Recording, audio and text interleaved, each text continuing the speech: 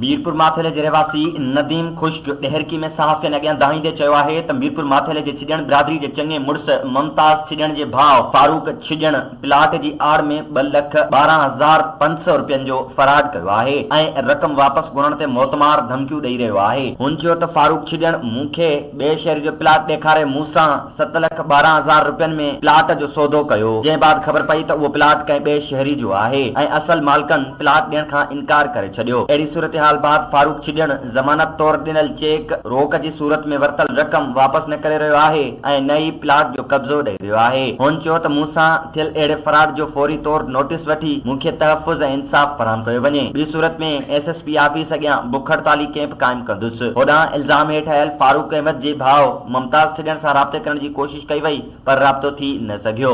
शकील रज़ा, काश न्यूज़, डेहरकी।